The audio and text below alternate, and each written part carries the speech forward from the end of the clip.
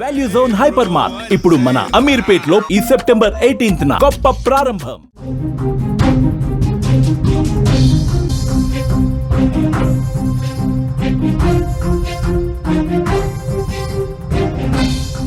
ఆకాశానికి చిల్లు పడిందా అన్నట్టుగా కురుస్తున్న వర్షాలు నేల మీద కన్నీటి సంద్రాలను సృష్టిస్తున్నాయి. అకస్మాత్తుగా కురుస్తున్న వర్షాలకు రోడ్లు నదులుగా మారుతున్నాయి. కాలువలు మహానదులుగా మారి అడ్డొచ్చిన ప్రతిదాన్ని లాక్కుపోతున్నాయి. ఈ వర్షాలు కేవలం ఆస్తులను వాహనాలను మాత్రమే కాదు, మనుషులను కూడా తమతో పాటు తీసుకెళ్ళిపోతున్నాయి. ఈ వరదలు మన కళ్ళ ముందే మన తోటి మనుషులు అకస్మాత్తుగా వచ్చే వరదల్లో కొట్టుకుపోతున్నారంటే వర్షాల పరిస్థితి ఎలా ఉందో మనం అర్థం చేసుకోవచ్చు. గత కొన్ని రోజులుగా కురుస్తున్న భారీ వర్షాల కారణంగా తెలంగాణ రాష్ట్రం కంతా అత్తలా కుతలమవుతుందని చెప్పాలి. ముఖ్యంగా రాజధాని హైదరాబాదులో పరిస్థితి దారుణంగా కనిపిస్తోంది. ఎక్కడ చూసినా రోడ్లన్నీ జలమయం అయి కనిపిస్తున్నాయి. వాహనాలు సైతం ముందుకు కదలలేని పరిస్థితి కనిపిస్తుంది. మనుషులు భయంతో ఇళ్లలోంచి బయటకు రావడానికి కూడా భయపడుస్తున్న పరిస్థితి ఏర్పడింది. కానీ బయటకు వచ్చిన వారికి మాత్రం వరదలు నరకం చూపిస్తున్నాయి. కుండపోత వర్షాలకు వీధుల్లో నీరు ఉధృతంగా ప్రవహించడం వల్ల ప్రమాదవశాత్తు కొట్టుకుపోయిన వారి పరిస్థితిని ఊహించడం కూడా కష్టంగా కనిపిస్తోంది. కొన్ని నిమిషాల క్రితం మనతో మాట్లాడిన వ్యక్తి ఇప్పుడు కనిపించకుండా పోవడం, తర్వాత ఎక్కడో దూరంగా గుర్తుపట్టలేనంతగా దూరంగా మృతదేహంగా తేలడం కేవలం 4-5 గంటల మధ్య చూసాం. తాజాగా యాదాద్రి జిల్లాలో మూసీ నదిలో ఒక మృతదేహం కొట్టుకొచ్చింది. అది ఎవరిదో అర్థం కాని పరిస్థితి ఏర్పడింది. ఎక్కడి నుంచి వచ్చిందో కూడా తెలియదు. బహుశా వరదల్లో చిక్కుకొని కొట్టుకుపోయి ఉన్న వ్యక్తి మూసీ నదిలో కొట్టుకొచ్చినట్టుగా అక్కడ పోలీసులు భావిస్తున్నారు. దుస్తులు కూడా లేవు. ఆ మృతదేహం పైన గుర్తుపట్టలేని స్థితిలో ఉన్న డెడ్ బాడీని చూసి ప్రజలు షాకు గురయ్యారు. ఇక బల్కంపేట్లో జరిగిన మరో ఘటన కూడా అంతే బాధాకరంగా కనిపిస్తోంది. ఇటీవల కురిసిన వర్షాలకు కూకట్పల్లి నాలాలో కొట్టుకుపోయిన షరీఫుద్దీన్ అనే వ్యక్తి మృతదేహం తాజాగా దొరికింది. అతని ఆచూకీ కోసం కుటుంబ సభ్యులు ఎంతగానో వెతికారు. చివరకు బల్కంపేట అండర్ బ్రిడ్జ్ కింద విగత జీవిగా కనిపించాడు ఆ వ్యక్తి.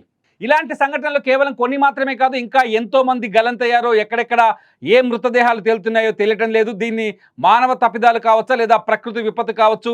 ఏది ఏమైనా కుండపోత వర్షం పడితే ప్రజలు ప్రాణాలని అరచేతిలో పెట్టుకునే పరిస్థితి ఏర్పడింది. ఒకవైపు ప్రభుత్వం సంబంధిత అధికారులు ప్రజల భద్రతకు హెచ్చరికలు జారీ చేస్తున్నా, ప్రమాదాల బారిన పడొద్దని సూచనలు జారీ చేస్తున్న పరిస్థితులు మాత్రం అదుపు తప్పుతున్నాయి.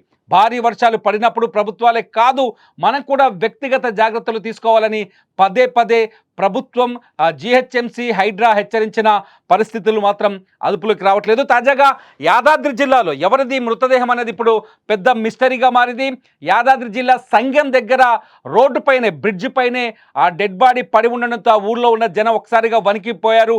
హైదరాబాద్ నుంచి దాదాపు నదీ తీర ప్రాంతం వెంట వెళ్తే 40 కిలోమీటర్ల దూరంలో ఈ డెడ్ బాడీ దొరకడం, ఇది నిజంగా వర్షాల వల్ల వర్షాలకు కొట్టుకొచ్చిన మనిషి మృతదేహమా లేకపోతే ఇంకేదైనా సంఘటన దీని వెనుక ఉందా అనే కోణంలో కూడా ప్రస్తుతానికైతే పోలీసులు విచారణ జరుపుతున్నారు. యాదాద్రి నుంచి మరింత సమాచారాన్ని మనకు శరత్ అందిస్తారు. శరత్, అసలు ఈ డెడ్ బాడీ ఎవరిది, ఎక్కడి నుంచి వచ్చింది, పోలీసులు ఏం చెప్తున్నారు? Thank you Tirumal. యాదాద్రి భువనగిరి జిల్లా సంగం భీమలింగం వద్ద ఒక మృతదేహం ఈ రోజు కొట్టుకురావడం జరిగింది. ఆ మృతదేహాన్ని చూసి గ్రామస్తులంతా భయపడ్డారు.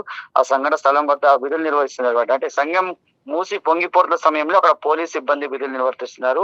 అతను కూడా కొట్టుకొచ్చేటువంటి శవాన్ని చూసి షాక్ అయినటువంటి పరిస్థితి. Immediately Choutuppal ACP CI immediate information ఇవ్వడం వల్ల అతను రావడం జరిగింది. నిజంగా అంటే నిన్న మొన్న కురిసినటువంటి భారీ వర్షాలకు పొంగిపోయినటువంటి వాగులు వంకలంతా కూడా సంఘంలో కలుస్తుంటాయి. అంటే మూసిలో కలుస్తుంటాయి. ఆ మూసిలో పాత బస్సు నుంచి కూడా ఇది అంటే పాత బస్సు నాలాలో కొత్త 3-4 గల్లంతయ్యారనే విషయం తెలిసింది. మరి దానికి సంబంధించి నాలాలో కొట్టుకుపోయిన వ్యక్తి 3 రోజుల తర్వాత ఇక్కడ మరి వచ్చారా అనేది, లేదంటే ఎవరైనా మరి ఎందుకంటే ఒంటి పైన చూస్తే మాత్రం దుస్తులు కనిపించినటువంటి పరిస్థితిలో ఉన్నారు కాబట్టి మరి ఎవరైనా ఇంకేమైనా కారణాలతో ఏమైనా చంపి ఇక్కడ పడేసారా అట్లా కూడా కోణంలో దర్యాప్తు చేస్తున్నారు.